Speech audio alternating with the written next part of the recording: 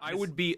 So I played with the Morpheus. I got to do the latest demo. I'm really glad this is a PlayStation podcast because otherwise I would feel sort of guilty about fanboying so hard and just like, hopping on board the hype train like a boxcar hobo, throwing my bags and bindle on there with a pie I've freshly stolen from a windowsill. So I got to go check out a demo of the Morpheus. I saw this last year when they first announced it and they showed off. And the thing you got to keep in mind is how fast everything with VR has happened. Yeah. Oculus Rift was first announced a little bit prior to E3 in 2012. John Carmack was lugging around that weird little gaffer tape like prototype there, and then shortly after that summer, I think it was in August, the Kickstarter went up. They raised $2.5 million. Everyone was like, oh my God, we're talking about VR again. That's crazy. That PAX, I got to see the Oculus Rift for the first time. I was completely wowed. It was a little bit disorienting. It was kind of weird. Fast forward to GDC last year. Still, Oculus was kind of the only guys who'd really been doing anything. And then Sony popped up with the Morpheus, and they're like, hey, we're doing this too. And suddenly, you've got this, 80-year-old hardware manufacturer. I mean, whatever the number is. Yeah. I mean, Sony's been around for a while. They're legit. They know how to make hardware, and the fact that they're throwing their weird virtual reality hat into the ring, that's validation. Their helmet. Yeah. That's not just a guy who wears flip-flops in interviews and the guy who made Doom and builds rocket cars teaming up. And then, of course, everything kind of sped up after that. Oculus teamed up with Samsung to announce the Gear. Facebook bought Oculus, which is weird because Facebook has never made anything physical ever. And then just also at GDC, Valve and HTC announced their partnership with the Vive, which I didn't get to check out. But I think that it's incredible. By the way. Mitch loved it. Yeah, it sounds and there's pretty HoloLens cool. from Microsoft. Yeah, but that's more AR. You could not walk 10 feet at GDC without seeing some VR helmet of some kind. Yes. Yeah. Like it was all wearable devices for your face. It is absolutely thrilling and crazy and exhilarating that we are talking about this so much so fast. In the last year, it went from this kind of weird pipe dream possibility to this like.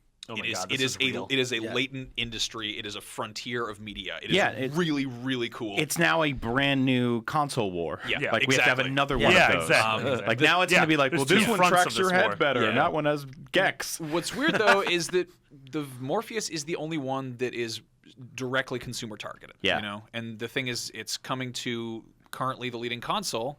Like it's an install base of 20 million and growing or whatever. And the fact that it's a device you can plug right in and you're doing VR is extremely thrilling. And I'm really looking forward to what Sony shows off at E3. And the fact that they've given us a solid release window, which Oculus just did. And they've been talking for a while. Yeah. So what was your demo like? I mean, so the demo, they brought me in. Let me just preface this. Last year, they put the thing on my head. They're like, check it out. Here's you doing sort of a Skyrim-esque like you're going to try to learn how to use a bow and arrow and a short sword and shield. Oh, yeah, I put that. Little, little flail. Thing. And the thing I hadn't really thought about at that point was that I was standing up, which is kind of unusual for a demo of VR because it's kind of inherently disorienting. And I remember not being too weirded out by that, but I've also had a chance to really kind of get the hang of VR, so to speak. Morpheus this year, they sat me down for the first demo, and it was this cute little kind of playroom type thing. So you got those little robots. They had this great little bit that was like, it was a virtual dollhouse full of those little playroom robots, and they're all over and they're doing stuff. And basically, the only mechanic was leaning in to look at them. And I mean, it looks great. It's you can't really describe VR too well, but it was this fun dollhouse, and there's like a little swimming pool on the side, and the robots are playing in it. And I lean in and look at the guy in the pool, and then a shark comes up and bites him, and I was like, oh no, little man! You killed him! Yeah. And I look up, and there's clouds in through a skylight above me, and I turn around, and there's like a PlayStation controller on the floor or whatever, and you can like. And the best part is there was a dude, one of the little robots was sitting in a living room, and he's like kicked back in a recliner with like 14 little tiny beer cans all around him, and he's just watching Shuhei Yoshida on the screen. He's just watching a Sony press event getting hammered, and I'm like, all right, shout out to Yost. Yeah.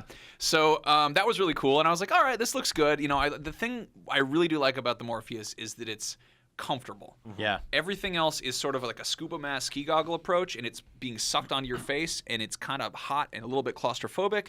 And this is something that Sony was very upfront about. Their design is more like a welding mask where it's kind of a hat that covers your face. Like it's got this, it's head mounted versus like back of your head mount. Yeah, I mean, it rests there. Yeah, for me, I've tried almost all of them. It's the most comfortable one for someone with glasses. Yes. And Oculus, I tried the Crescent Bay demo at CES, and the demo was awesome, but like it was just smashing my glasses against my face. Like I was afraid if I played it longer that it would just shatter my glasses. So I played Morpheus at TGS, and I tried I always forget the name of it. It's that space dogfighting game.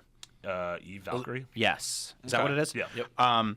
And I actually found it like really disorienting. But I think what I needed to do was sort of ease in with a more comfortable experience. Like that game. I've played that a few times, and it's also keep in mind I was jet lagged. I was on the show floor of a convention center in a weird country, and there was Brian, a woman. So you're hungover. Yeah, and there was a woman who was yelling in Japanese next to me, and I was hosting a video, so I had a microphone in my face and a camera next to me. So I was just really confused. And it was also like, the reason I'm excited for Adrift is because it does seem sort of like slow and plodding the way I would navigate through space. And this is the one I played was more like Star Fox or like Rogue Squadron or something where it's just fast paced and energetic. So I think I want to ease into it. But I noticed something at PAX this year that I want to talk about because it actually dawned on me for the first time. Every time I think about these VR headsets, I always picture where I will be using them. And that's probably in my home, right? But I saw somebody at PAX using one just in a hallway.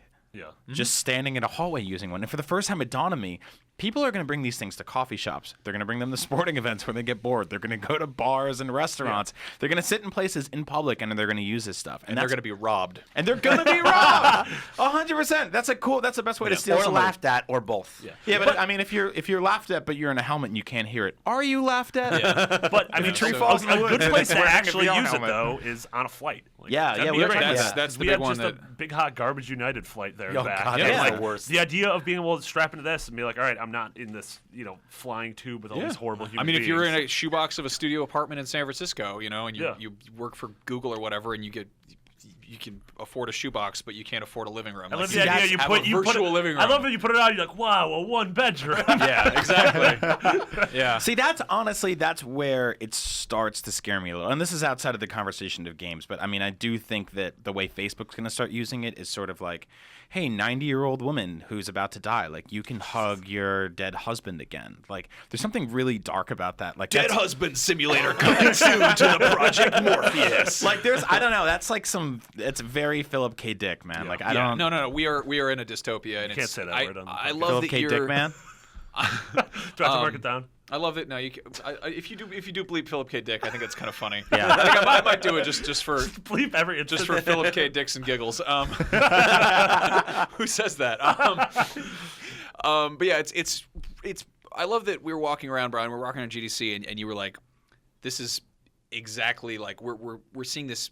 We're seeing games become extremely accessible. We're seeing everyone's like suddenly playing games on their iPhone, and like games are becoming more inclusive, and like you can play a game about being a teenage lesbian in a house, or you can be a flower in the wind, or you can be all kinds of stuff that's not a bald space marine with a gun. Was the flower and flower a lesbian? They never commented on that. Okay.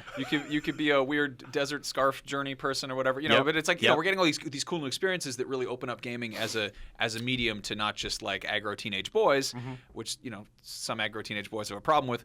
But then at the same time, we also have weird VR head hats which you put on, and it's like you're not there anymore. Like you're suddenly this. Like you're this transhuman creature that's and that's very interesting to me. You're a cyborg. It's like we are now we're opening it up to more experiences than ever, and it's actually gaming is so many different things now. GDC especially taught us that, and I feel like where it's headed with this stuff is that it's that ostrich with its head in the sand.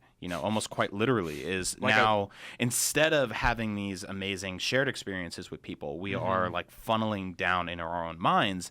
And that's sort of scary to me. Like, I understand why people are excited for it. I totally get that. But I want to make sure that I'm never excited to wear one of these things because it represents escapism to me. Because it is mainlining escapism. Yes, 100%. And I don't want to get to a point where I'm only going in because everything outside is sad. Like, I want to go in because there's something cool in there that I can't get anywhere else. But I don't want to go like I don't want that moment of like you take the helmet off and there's like dystopian war-torn civilization. People are just ghosts and there's dead bodies everywhere. And I'm just like, I'm still seeing my family in here. Like, that's horrible. That is so, like think Inception. Like there's that opium den of like dudes totally. who are jacked into dreams. Yeah. Morpheus is the god of dreams, you know. Yeah. Like this is they're not being too subtle with this. Well, that's a box quote. Yeah. The god of dreams. So moving on to like be a little bit more positive about the actual experience. I got to the first one was the little robot demo. The second one is what really blew my mind and really made me just incredibly excited about this. Like really. They started me out. It's called the Heist, and they started me out sitting down. I'm in this chair, and they're like, "You're gonna stand up at some point in the demo, and we're gonna move the chair for you, so don't worry about the chair." I'm like, "Okay, that's interesting." And I sit down, and I put on the cool hat. I put on the cool hat of the future. Cool hat. And it messes up my hair. And then I'm sitting. Dreams mess up your hair. Yeah, and I'm sitting there, and I'm in a warehouse, and there's like I hear trains going by, and it's this dingy old gross warehouse, and I'm under like a bare bulb, and there's this angry British dude smoking a cigarette in a tank top, and he's just like sitting there. He's like, "Oi, look at me." And I'm like, I look at him, and I'm like looking around at other stuff too, and he's like, "Oh, you think you can look at me like that?" And I'm like, "Well, that's all I'm doing. I'm just literally just sitting here." And I've got a pair of like move controllers in my hands, and the guy told me, like at some point you're going to use these. It's going to be pretty simple. Like you're going to use the triggers. Yeah. That's it. And I'm sitting there, and the guy's like, "What did you do with Selena?" And I'm like, "I don't know what you're talking about." And he's like, "Oh, you see, and he's just it's sort of this kind of corny, exposition gangster movie stuff. Yeah. And then his phone rings, and it's like, brr, brr, brr, and he's like, "Oh, for bloody hell," and he pulls his phone out, and he's like, "Yeah, I got him right here. You want to talk to him?" And he goes, "Stand up." And I'm like, "Oh, okay." And I physically, in real life, literally stand up. And that's when I was really amazed because there was no sense of disorientation or dizziness. Yeah. Like it sounds like the simplest thing in the world, but the fact that it was just standing up from a chair in real life and standing up for a chair in the game, and they synced up. Mm-hmm. And then he hands me this phone, and I put out the move controller, and suddenly I have a hand, and I pull the trigger, and it takes the phone.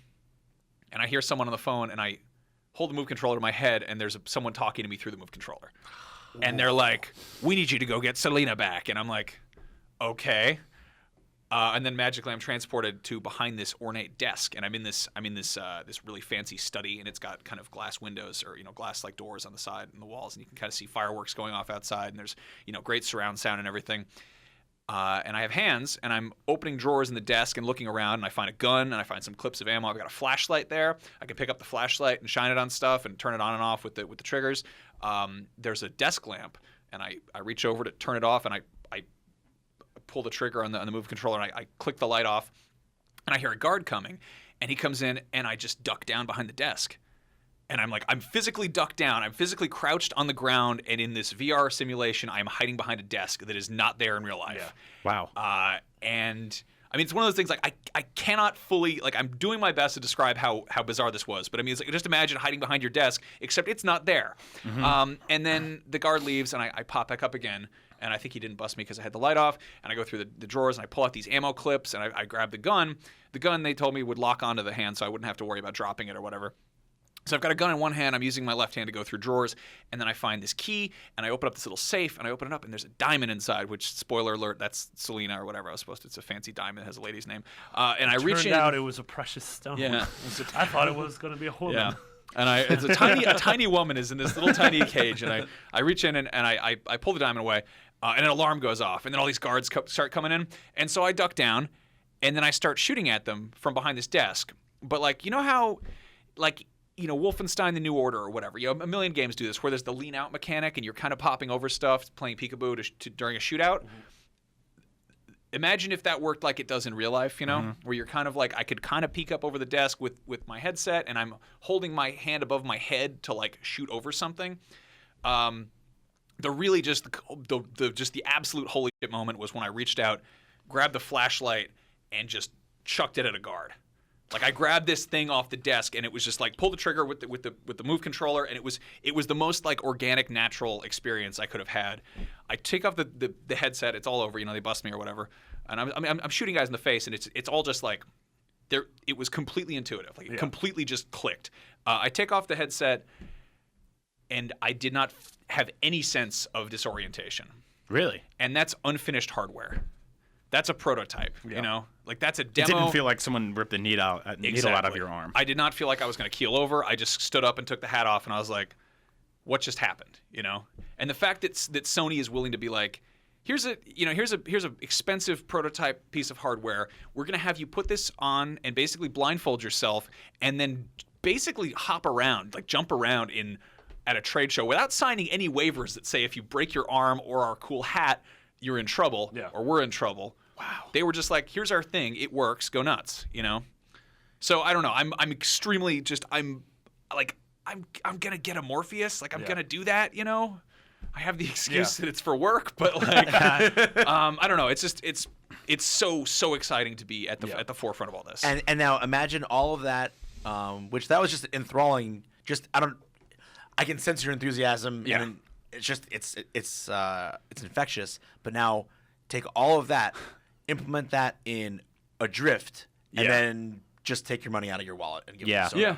Yeah, I think that little tiny experiences like it's Adrift. Gonna be stuff like Adrift. It's going to be stuff like, you know, Everybody's Gone to the Rapture, The Witness, or if Firewatch comes to PS4. Like, those are going to be interesting things. What I think is really funny is that we when I was playing video games growing up, there were like hints of this stuff happening, and it bombed so badly that it went into hiding what seemed like forever. Yeah. And now it's back stronger and smarter than ever. Like, I remember there was an arcade game I played. I don't know if you guys remember it, but you wore this.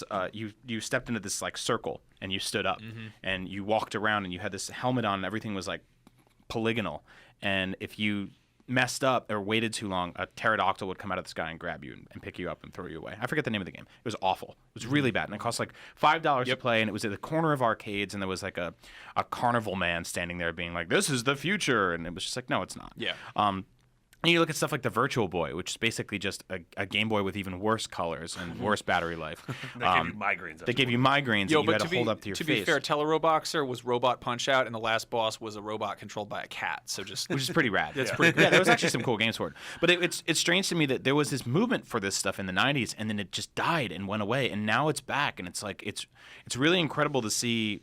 Like, I wonder what it was. I guess it really is somebody makes that decision to go, I'm going to try this again. And we go to GDC. One of the fascinating things about GDC and a lot of these trade shows is that they are very full of – there's a lot of gimmicky stuff there, especially when we saw motion control start happening again a few years ago and iPhone games and stuff. And it all just seems like it comes and goes, but really like the experience of sitting on the couch watching TV with a controller in your hand will never be changed. But I'm not so sure anymore. So I think things are starting to change, and it's weird to see them sort of fluctuate and come and go because now it's back harder. Yeah, and I think there's going to be room for everything. Yeah, that's the whole thing. That there's going to be room for VR. There's going to be room for the games that you've loved for the last generation. Yeah. There's going to be room for these amazing small indies made by 4 people. There's going to be room for Candy Crush. Yep. That's what's exciting. When the Wii came out and we were all holding remotes, we said, this is going to be the death of traditional controls. I'm angry about this. When everyone was playing, Touch the Bird or whatever on iOS, we're like, it's going to be just casual one-handed games that you swipe. Candy Flapper. Yeah, like the console sales are stronger than ever. Criss Crush. Nothing's going away. It's diversified if anything. So I mean, everyone gets something, and that's cool. And to speak back to the fears that you guys were expressing before about where this means we're going as a society, kind of looking outside of the implications of just for the game industry, but for our culture, if we really do wind up one day taking something like a Morpheus off our head, seeing a terrible world around us that we just want to escape back into the virtual one in this device, it will have been our society that failed us, not technology. It's true. So I look at this technology with just endless, boundless optimism and happiness, and it's up to us to use it the right way, and for us to not screw up our world any farther so that it doesn't become the only thing we have. Yeah. Yeah.